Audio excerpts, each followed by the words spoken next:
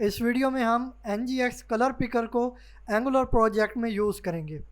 NGX colour picker angular applications के लिए create किया गया एक कलर पिकर कंपोनेंट है, जिसको यूज़ करते हुए यूज़र एप्लीकेशंस के बटन्स, टेक्स्ट या बैकग्राउंड पर अपनी मर्ज़ी से कोई भी कलर अप्लाई कर सकता है। इसको एंगुलर प्रोजेक्ट में यूज़ करने के लिए हम अपने एंगुलर प्रोजेक्ट को ओपन कर लेते हैं। तो ये हमारा वर्क के नाम का एक एम्प्टी प्रोजेक्ट है। इसके फोल्डर को ओपन करते हैं और अपर बार में CMD एंटर करके कमांड प्रॉम्प्ट ओपन कर लेते हैं। तो हमारे पास यहाँ पे कमांड प्रॉम्प्ट ओपन हो चुकी है। इसमें कोड डॉट की कमांड से अपने प्रोजेक्ट को कोड एडिटर में ओपन कर लेते हैं। हमारा ये कोड एडिटर ओपन हो चुका है और इसमें हमारा वर्क के नाम का जो प्रोजेक्ट है वो भी ओपन हो चुका है। तो ब्राउज़र में चलते हैं, ब्राउज़र को ओपन कर लेते हैं। इसमें अब सर्च करते हैं हम NGX बूटस्ट्रैप। इसको सर्च कर लेते हैं, इसमें नीचे मिल चुका है, क्लिक करते हैं तो इसको ओपन कर लेते हैं। अब हमें npm.js इसकी वेबसाइट को ओपन करना है। इसमें जो NGX बूटस्ट्रैप है इसको हम इंस्टॉल करेंगे। तो ये हमारे पास इसका इंटरफेस आ चुका है। इसको स्क्रॉल करते हैं नीचे की तरफ, तो इसमें हमें मिल जाती है एक कमांड लाइन। इसको हम कॉपी कर लेते हैं इंस्टॉलेशन के लिए। इसको कॉपी कर लिया तो कमांड प्रॉम्प्ट ओपन करते हैं, इसमें पेस्ट करके एंटर प्रेस करेंगे तो इसकी इंस्टॉलेशन स्टार्ट हो जाएगी।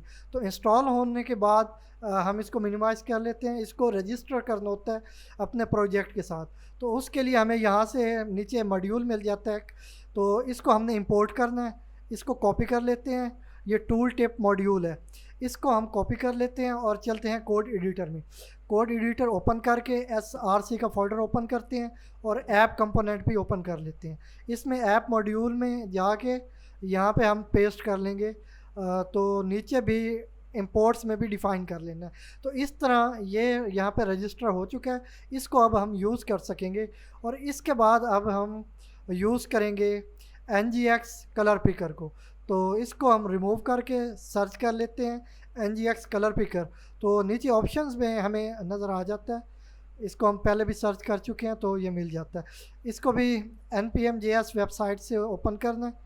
तो इसका इंटरफेस भी कुछ इस तरह हमारे सामने है। अब इसमें भी हमें एक कमांड लाइन मिलेगी, उसको हमने सर्च करके ये इंस्टॉलिंग के लिए है, इंस्टॉलिंग एंड यूजिंग। तो यहाँ से इसको हमने कॉपी करके दोबारा से कमांड प्रॉम्प्ट ओपन कर लेनी है। तो इसमें अब पेस्ट कर देना है। पेस्ट करके एंटर प्रेस करेंगे तो ये थोड़ी देर बाद इंस्टॉल हो जाएगा। एंटर प्रेस कर दिया तो ये इंस्टॉल हो चुका है। तो इसको भी अब हमने रजिस्टर करना होता है। उसके लिए हमें यहाँ से मॉड्यूल मिलता है, इसको कॉपी कर लेते हैं। तो इसके लिए वापस चलते हैं कोड एडिटर में और इसी में module.ts में पेस्ट कर देना है। तो इस मॉड्यूल को भी अब हमने नीचे इंपोर्ट्स में डिफ़ाइन करना है, वो भी हमें मिल जाता है इसी की वेबसाइट से। तो ये नीचे मॉड्यूल है जो इंपोर्ट्स में डिफ़ाइन करना है। इसको कॉपी कर लेते हैं और कोड एडिटर में इंपोर्ट्स में नीचे जाके इंपोर्ट्स में पेस्ट कर देते हैं। तो इसको पेस्ट करने के बाद Ctrl+S से सेव कर लिया। अब ये भी रजिस्टर हो चुका है। अब हम कलर पिकर कंपोनेंट को यूज़ कर सकेंगे। तो चलते हैं वापस, अब इसका कोड ले लेते हैं। तो इसका कोड हमें जो HTML का कोड यहाँ पे मिल जाता है। ये इनपुट फील्ड है, इसमें डिफ़ाइन किया गया colour picker as a directive use किया गया है। तो ये नीचे भी डिफरेंट इसकी कैटेगरीज़ है जिनको हम यूज़ कर सकते हैं। तो ये स्टाइल डॉट बैकग्राउंड, बैकग्राउंड को स्टाइल देने के लिए भी यूज़ किया गया, एक डायरेक्टिव यूज़ की गई है। इसको हम कॉपी करके चलते हैं कोड एडिटर में और component.html में इसको पेस्ट कर देते हैं। तो कलर पे हमें एरर मिल जाता है। इसको रिमूव करने के लिए मैं component.ts में इसको एज अ प्रॉपर्टी यूज़ करते हुए कलर और इसकी टाइप एनी डिफ़ाइन कर दूंगा।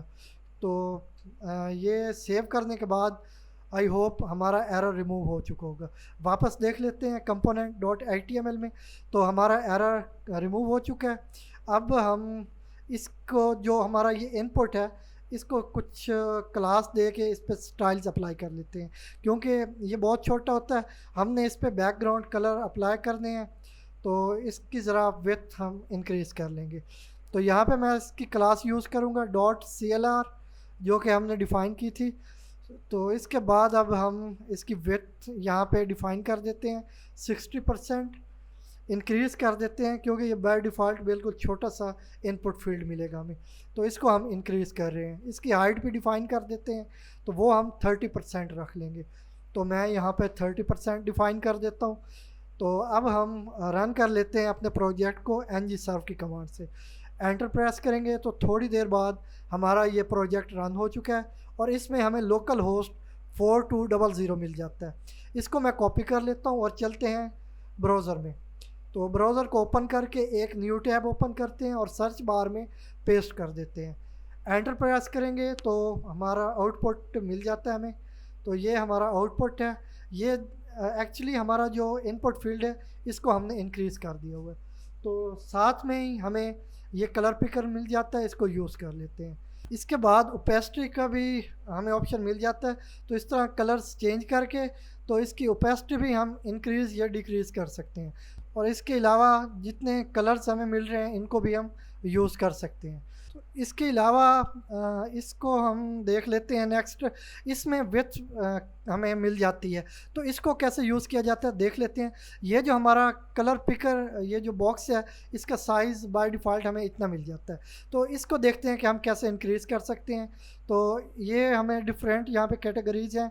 तो इसमें से अब हम ये विड्थ को डिफ़ाइन कर लेते हैं। तो इसमें बाय डिफ़ॉल्ट जो इस विड्थ की प्रॉपर्टी में डिफ़ाइन की गई है वो 250 पिक्सल्स है। तो उसको हम यूज़ कर लेते हैं यहाँ पे। तो उसके लिए इसको कॉपी पेस्ट किया है और इसमें हम वैल्यू दे देंगे, कलर की ही वैल्यू देंगे। तो सेव कर लेते हैं Ctrl+S के साथ। वापस ब्राउज़र में चलते हैं और आउटपुट देख लेते हैं। यहाँ पे क्लिक करेंगे तो ये नीचे इसकी जो विड्थ है वो इंक्रीज़ हो चुकी है।